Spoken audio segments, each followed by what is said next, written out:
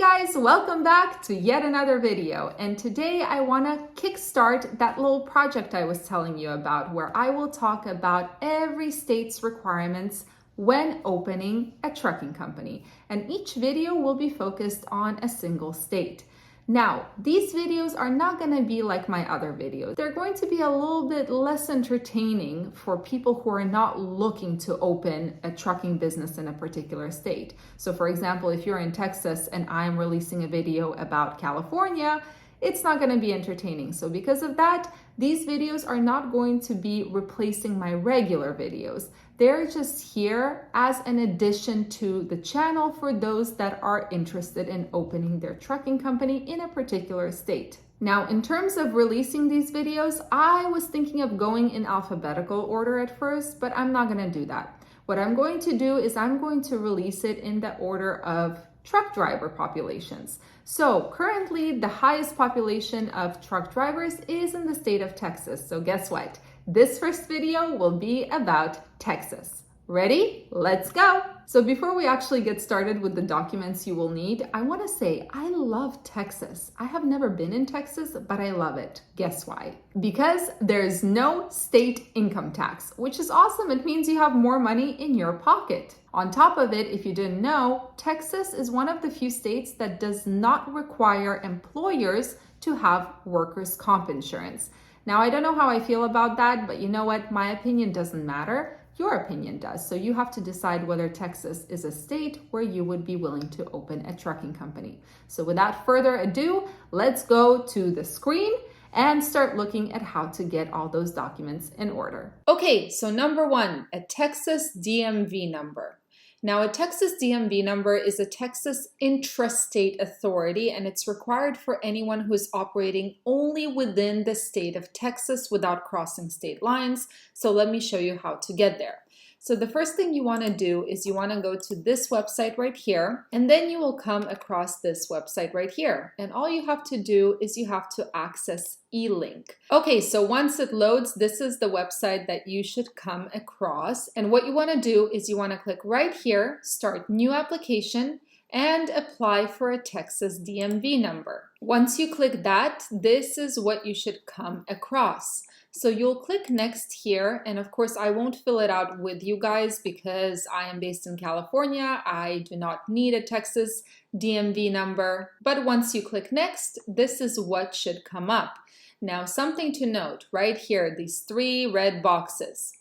In order to apply for a Texas DMV number, when you're registering with the FMCSA or the USDOT, you need to register as an intrastate carrier, not an interstate carrier. See, it says it right here. And that way you'll be able to get your Texas DMV number. You also must have a valid USDOT number to register. So all you have to do is really just fill all of this out, click next, and it will take you through all of these steps in order for you to get the Texas DMV number. Pretty simple. Now let's go to the apportioned license plates. So this is only if you are an interstate carrier, which means that you're crossing state lines. So in order to get apportioned registration, here is their booklet for Texas. I'm going to attach all of these links down below so it's easy to access. But basically something to note. First of all, you have to be registered as an interstate carrier in order to get apportioned registration. Now, for initial account setups, and this is true of every state, you will have to show proof of residency, and usually it will be 3 different documents proving that you are a resident of the state where you're registering. Established place of business, all of this stuff. You have to show proof of payment of the heavy vehicle use tax, which is the 2290 form. And then you have to, of course, have a USDOT number and a tax ID number. Also, IRP requires that you have liability insurance in place. Every state requires this, so this is nothing new. Now, on top of it, you will need to include all of these applications right here. So these are these right here. And I'm going to show you what they look like. So here we go. So the first application is the Texas Apportioned Application Form MCD 356, Schedules A and B. So this is this right here. So all you have to do is just fill it out. The next thing you have to fill out is the Texas Cap Card Weight Schedule, which is right here. Now, something to note, when you're just applying for the IRP, you will always click that you're original. You will most likely not have an account number. You can create a fleet number, and then you will just list the total gross weight of the power vehicles that you're going to be using and in which state. Finally, you will need the acceptable distance records for audit.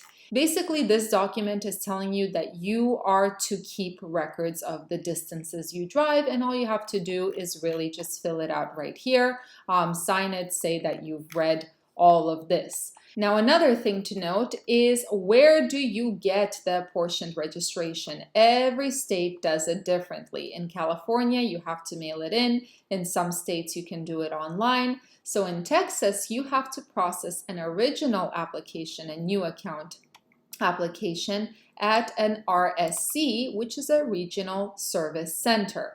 So what you will need to do is actually first fill out this Texas IRP external application so that they can give you a username and password so that when you have to renew your registration, you can do it online.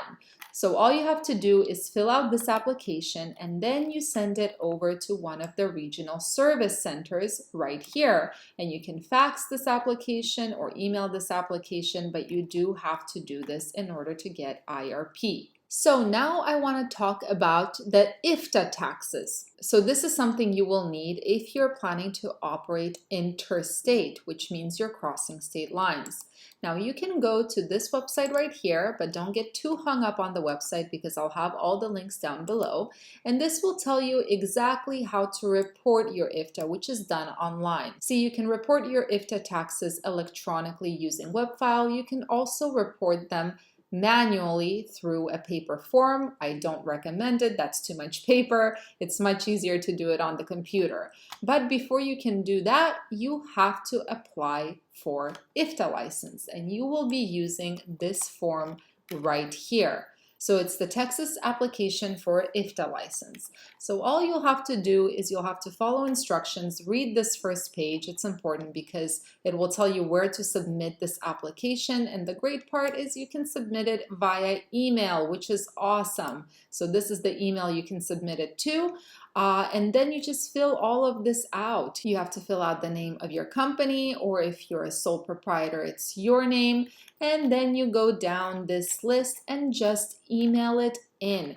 Now you can also mail it in if you decide to do that, but email is just faster in my opinion. Or it looks like you can fax it too, which is awesome. Unfortunately, in California, there is an email option, but in California, it takes forever. As one of the people in the Ifta office keeps telling me, they have a dinosaur system. So I'm hoping that Texas is not the same, and I am sure that they're not the same. I think they respond pretty quickly, at least from what I heard. So this is all you have to do. It's pretty easy. And then after you fill all of this out, you will be able to get your Ifta registration that has to be renewed every year, and your Ifta decals that also have to be renewed every year. And you can file all your taxes using the web file right here, where you'll create a profile, which I'm not going to do with you, but basically you're going to create a profile, and that way you'll have an account where you can file all of your Ifta taxes. So I hope this video helps and that you have an easier time filling out all those Texas related documents. And I will see you guys in my next video. Bye!